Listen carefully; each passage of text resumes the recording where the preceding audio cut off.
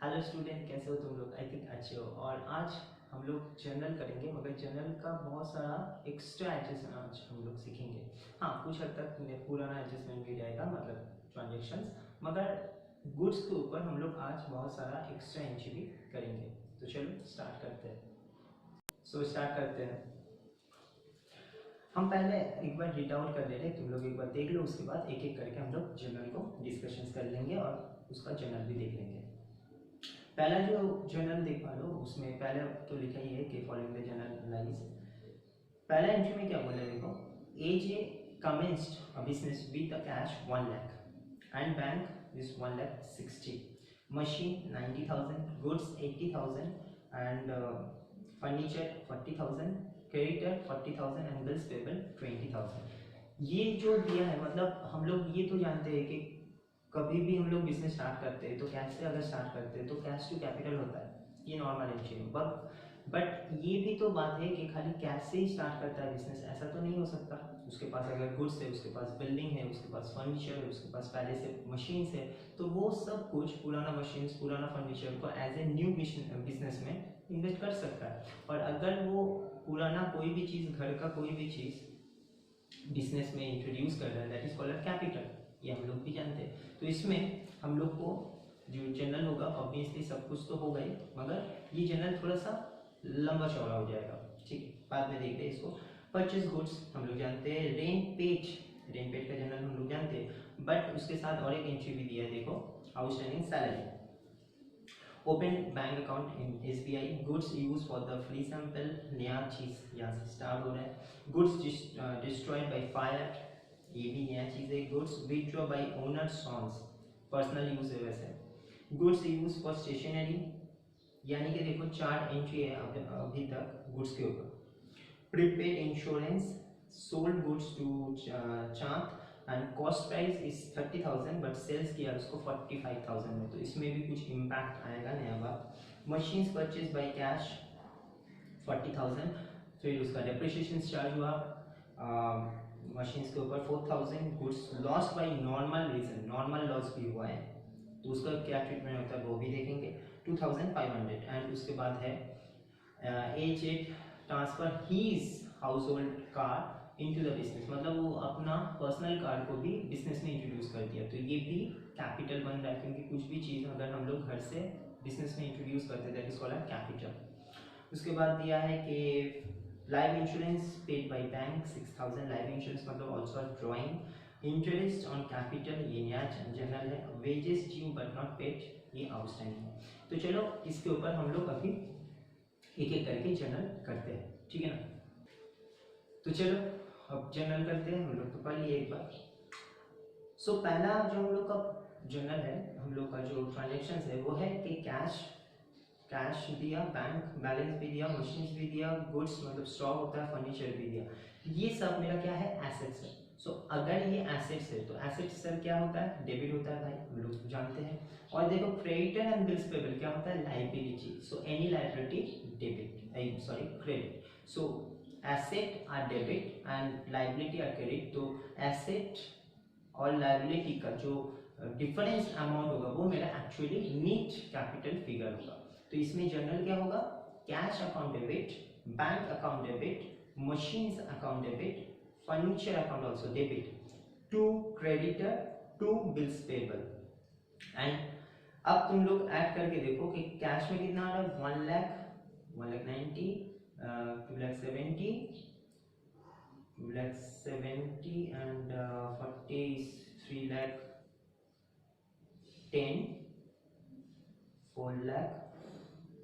4,70,000 आ रहा है, okay, 4,70,000। now 4,70,000 is a asset debit.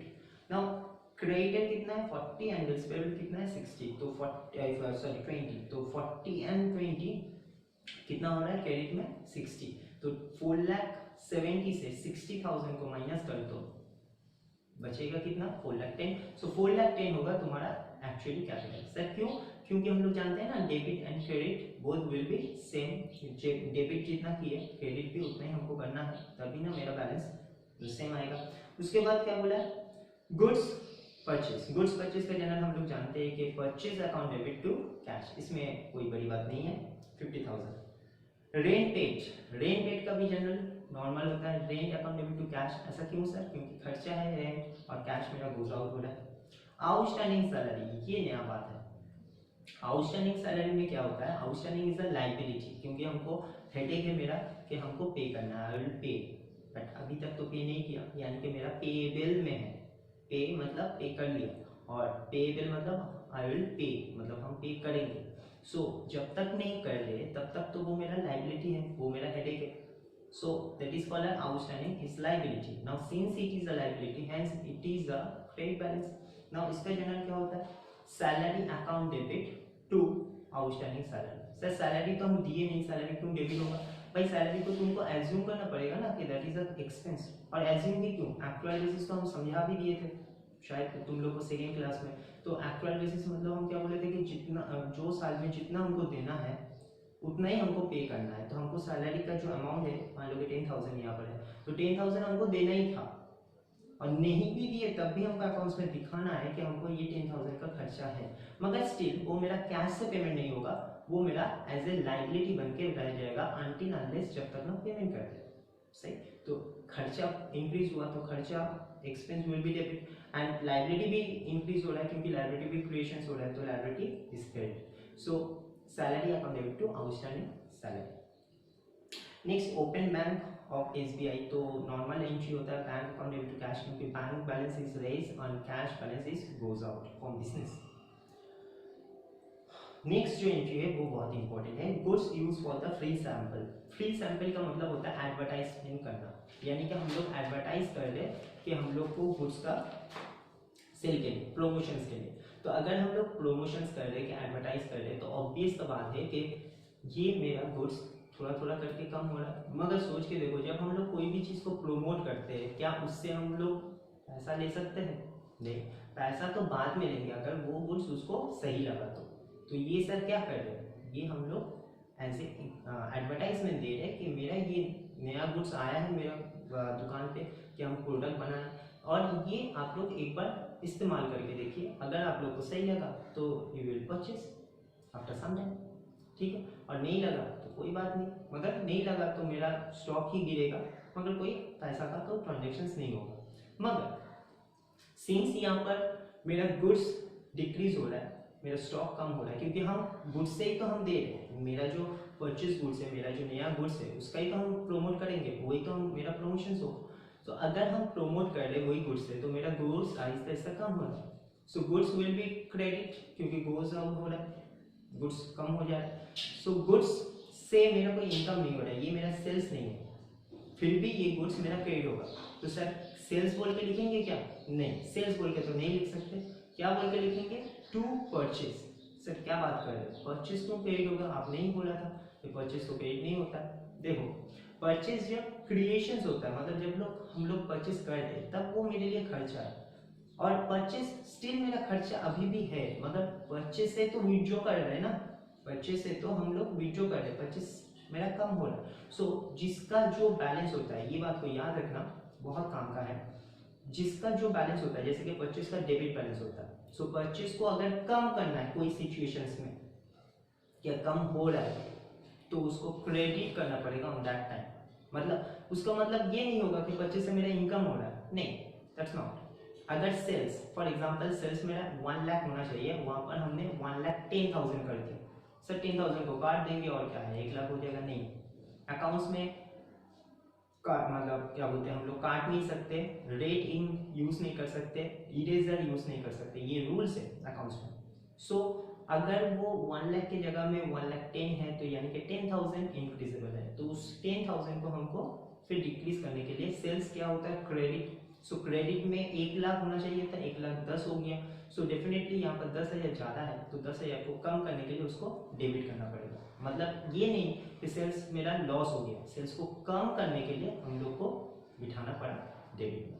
तो यहाँ पर भी मेरा परचेज कम हो रहा है, सो टू परचेज, बट कौन सा रीजन के लिए परचेज कम हो रहा है? सर एडवर्टाइजमेंट के लिए। सो एडवर्टाइजमेंट मेरे लिए खर्चा माना जाता है। सो जनरल क्या होगा? Advertisement account debit to purchase account. ये नया एंट्री था, यहाँ से तुम लोग नया नया एंट्री को देख पाओगे, ठीक है ना? ओके, नाउ नेक्स्ट में क्या बोला है देखो, goods use for free summer okay. Goods destroyed by fire, हमने एक बात किए थे कि लॉस जो होता है, डिस्ट्रॉयड हुआ तो लॉस हुआ, तो लॉस जो होता है हम लोग का दो टाइप में होता है, एक होता है एबनॉर्मल लॉस, एक होता है नॉर्मल लॉस। एबनॉर्मल लॉस का मतलब क्या बोले थे कि जो लॉस मुझको अनप्रेडिक्टेबल था, मतलब जिसके बारे में हमको पता नहीं था कि ये लॉस हो सकता है, सही। और नॉर्मल लॉस क्या होता है, normal loss is a predictable loss, जिसको हम लोग जानते हैं कि हाँ इतना तो लॉस होगा, मतलब जितना भी हम लोग इनपुट करते हैं गुड्स, जितना भी हम लोग रॉ मटेरियल परचेस करते हैं, क्या 100% हम लोग रॉ मटेरियल की यूज कर सकते हैं प्रोडक्शन के लिए? नहीं, कुछ ना कुछ वेस्टेज तो हो ही जाता है, तो वो वेस्टेज को हम लोग बोलते हैं normal loss. And normal loss का कोई अकाउंटेबिलिटी नहीं होता, कोई अकाउंट्स नहीं करना पड़ता है। सर क्यों? क्योंकि वो नॉर्मल है ना, उसके लिए अकाउंट्स में क्यों देना, उसके लिए क्यों माथापेची करना, सही। तो उसका टेंशन तो हम लोग को पालना नहीं है। कोई अगर नहीं पढ़ा है पूरा साल भर तो वो एग्जाम में फेल करेगा, तो उसके लिए उसका पापा मम्मी सोच के क्या फायदा उसके लिए, सिंपल बात है ना। तो वो तो नॉर्मल लॉस है, मतलब वो लॉस होगा ही। मगर जो बहुत अच्छा पढ़ा है, पूरा साल भर 4 घंटा 5 घंटा करके डेली पढ़ता था, फिर भी वो फेल हो गया, तो ये चिंता का विषय है। सो ये बात को याद रखना कि कोई भी अनप्रेडिक्टेबल यानी कि जो एबनॉर्मल लॉस होता है उसका अकाउंट्स होता है अकाउंट्स में, मगर जो नॉर्मल रीजन के लिए, नॉर्मल लॉस के लिए होता है कोई लॉस या वेस्टेज, तो उसका अकाउंट्स नहीं होता है, उसका कोई जर्नल ही पास नहीं होता है, ठीक। नाउ तो ये गुड्स डिस्ट्रॉयड हुआ है, तो इसको हम लोग क्या बोलेंगे, एबनॉर्मल लॉस। इसमें भी मेरा क्या लॉस हुआ, इसमें भी मेरा गुड्स ही लॉस हुआ। सो अगर गुड्स लॉस हो रहा है तो गुड्स मेरा कम हो रहा है, एंड गुड्स मतलब मेरा कौन सा गुड्स, मेरा purchase goods.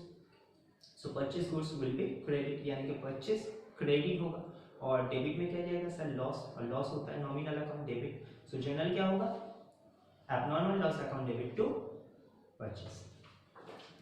Now next, goods withdraw by owners on. Owners son उठाया तो ऑब्वियसली ये पर्सनल है, क्योंकि सॉन तो किसी दूसरे का नहीं हो सकता, वो तो मेरा ही है। तो अगर ये मेरा ओनर सॉन ने उठाया, यानी कि मालिक का बेटा उठाया, तो ऑब्वियसली ये ड्राइंग हो रहा है। So drawing account debit to, ये भी क्या उठाया, गुड्स ही उठाया, सही। तो गुड्स उठाया मतलब फिर से मेरा परचेस डाउन में हो रहा है, एंड परचेस को हमको यहाँ पर भी क्रिएट करना पड़ेगा। तो जनरल क्या होगा, goods sorry drawing account debit to purchase account, ठीक है ना। परचेज देखो 3 केस में, यहाँ पर अभी तक 3 केस में हम लोग का क्रिएटेड हुआ, क्योंकि तीनों केस में सिचुएशन को समझो, गुड्स तुम लोग का कम हो रहा है। जब जब गुड्स कम होगा, 2 रीजन के लिए कम हो सकता है, एक तो सेल्स के लिए और एक ये सब के लिए। सेल्स के लिए अगर गुड्स कम हो रहा है तो वो मेरा अच्छा बात है, क्योंकि मुझसे वो इनकम आएगा, और इनकम होगा तो वो मेरा क्रेडिट होगा एंड एज ए सेल्स बोल के नॉमिनल अकाउंट।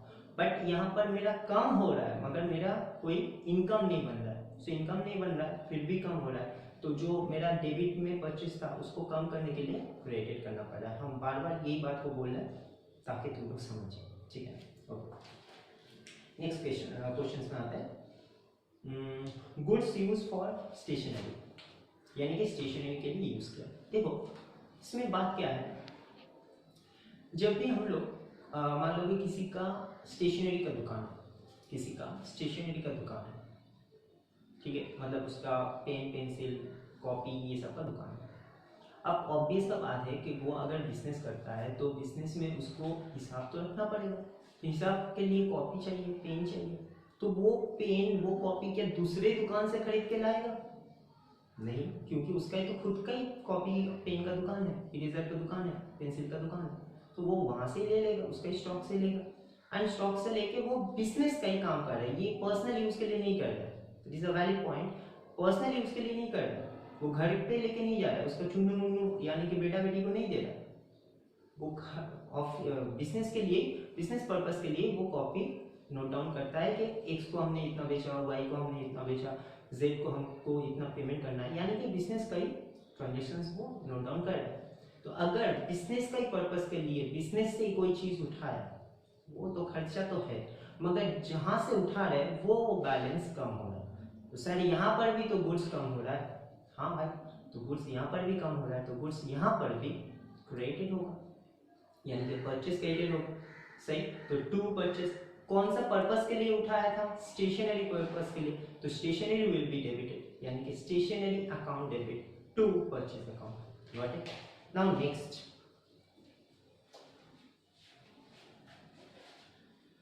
नेक्स्ट है प्रीपेड इंश्योरेंस। आउटस्टैंडिंग हम लोग देखे थे, आउटस्टैंडिंग का मतलब होता है हम कम दिए, प्रीपेड मतलब हम एक्स्ट्रा दे दिए, एडवांस में दे दिए, इन एडवांस भी इसको हम लोग बोलते हैं। सो अगर कोई चीज एडवांस में देते हैं मतलब उसका बेनिफिट हमको बाद में मिलेगा।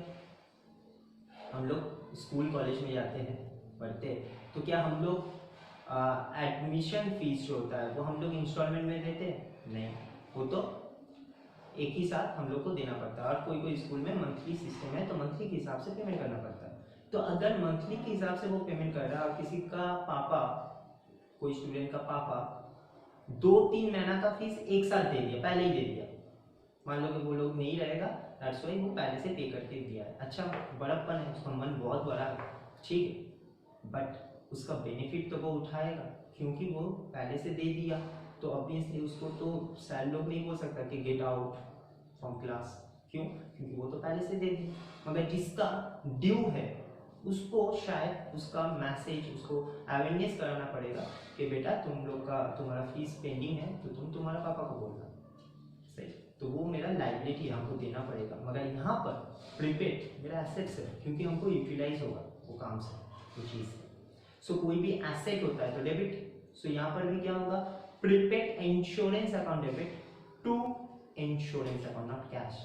सर क्या बात कर रहे हैं, इंश्योरेंस भी तो खर्चा है, आप बोले थे डेबिट होता है। फिर से वही कॉन्सेप्ट सोचो, हमने एक्सपेंस को ज्यादा दिखा दिया, हमने एक्सपेंस को ज्यादा दिखा दिया, यानी कि जहां पर हमको 10,000, मान लो कि 10,000 हमको देना है, वहां पर हमने 12,000 दे दिया।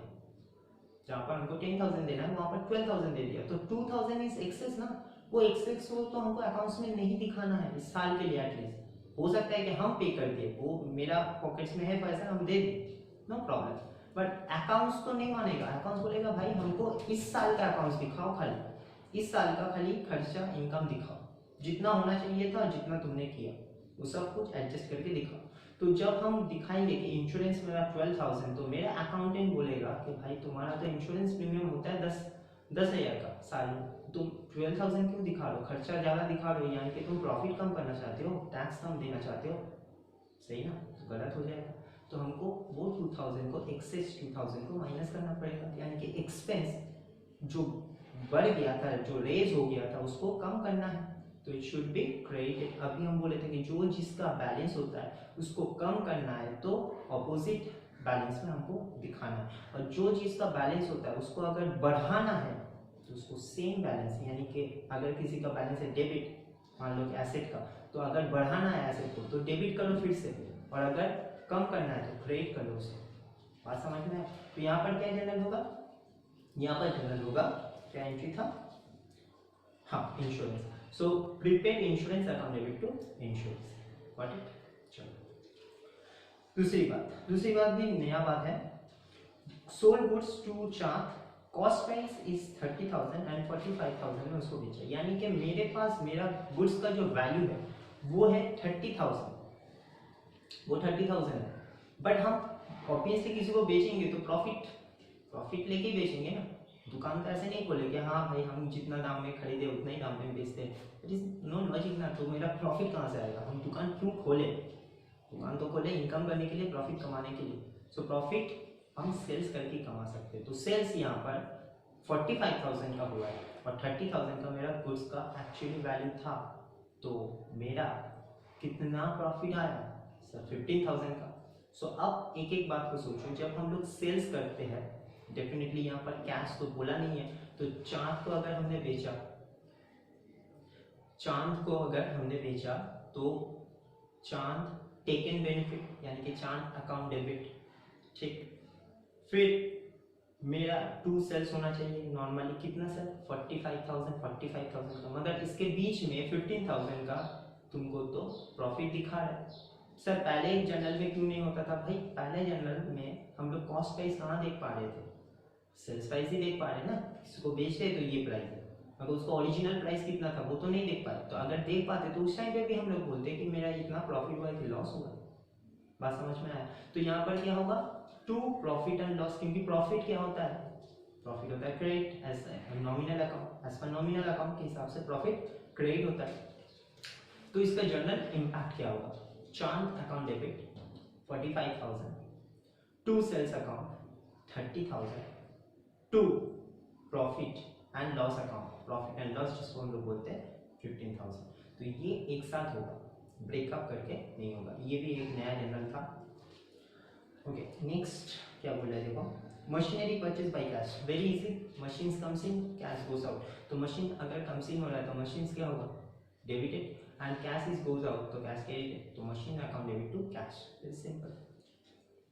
Depreciation charge on such machines, machines के ऊपर, वही मशीन्स के ऊपर हमने डेप्रिसिएशन चार्ज भी किया, तो डेफिनेट है कि अगर डेप्रिसिएशन चार्ज किया तो मशीन्स का वैल्यू डिक्रीज हुआ, क्योंकि डेप्रिसिएशन का मतलब क्या होता है, डेप्रिसिएशन का मतलब होता है कि हम लोग कोई भी एसेट को, कोई फिक्स्ड एसेट को अगर रेगुलर बेसिस में हम लोग यूज करते हैं तो उसका वर्किंग कैपेसिटी ग्रेजुअली रिड्यूसेस होता है। जैसे कि हम लोग बाइक, साइकिल, कुछ भी, घर का फैन तक तुम लोग देख सकते हो कि अगर फैन जिस दिन खरीदा था उस दिन जितना स्पीड में घूम रहा था, आज वही स्पीड लगा लो, थोड़ा बहुत तुम लोग भी महसूस कर सकते हो, फील कर सकते हो कि उसका हवा थोड़ा सा कम हो गया। कोई भी बाइक, कार्स, साइकिल, जिस दिन हम लोग शोरूम से निकाल के हम लोग चलाते, जैसे स्पीड में रहता है वही सेम स्पीड अगर लगाना चाहोगे, वही किलोमीटर में जाना चाहोगे तो तुम्हारा स्पीड को और भी बढ़ाना पड़ेगा, क्योंकि 2-3 साल में उसका कैपेसिटी कम हो गया। और ये होना ही है, ये नेचुरल कॉन्सेप्ट है। तो इस चीज़ को हम लोग क्या बोलते हैं, डेप्रिसिएशन। और ये डेप्रिसिएशन हम लोग का लॉस होता है, क्योंकि वो वैल्यू तो हमको कम हो रहा है, वो वैल्यू तो हमको कभी नहीं मिलेगा, सही। So it's my loss, and since it is a loss hence should be also a debit. So depreciation account debit to machines, क्यों, मशीन्स का वैल्यू कम हो रहा है तो मशीन्स डेबिट होता है जब हम लोग परचेस करते हैं, कम सेल होता है। अब मशीन्स का value goes out, spread, okay ना, simple. Next, goods loss by normal reason.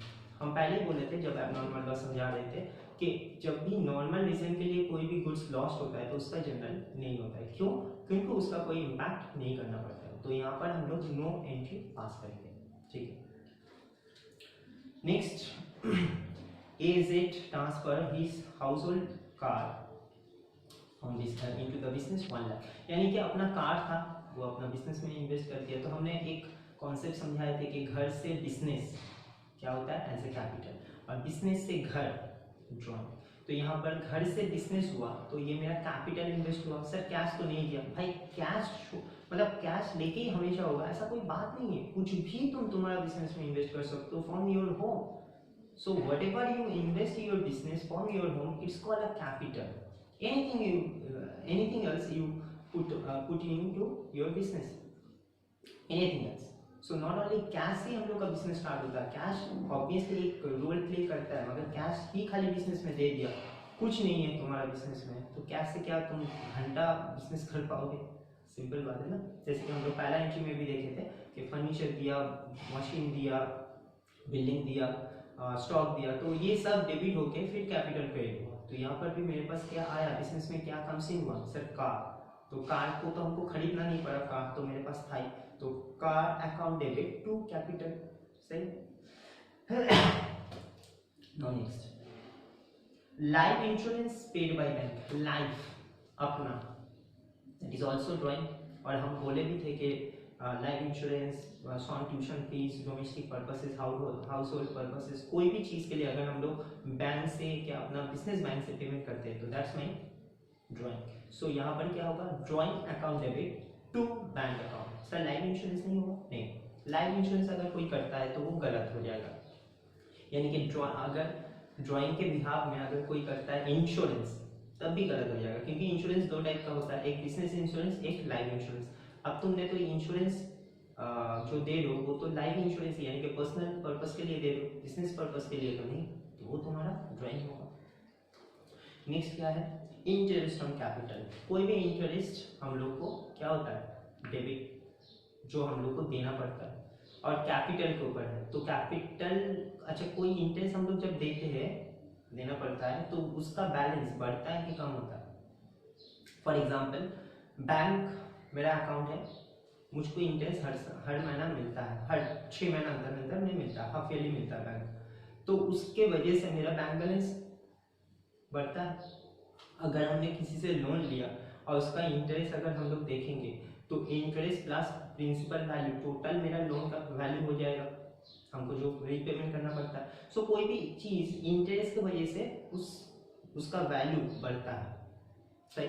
तो यहाँ पर जनरल क्या होगा, यहाँ पर किसके ऊपर इंटरेस्ट है, कैपिटल के ऊपर। सो कैपिटल इंक्रीज हो रहा है फ्रॉम इंटरेस्ट, तो interest on capital account debit to capital account, ठीक है।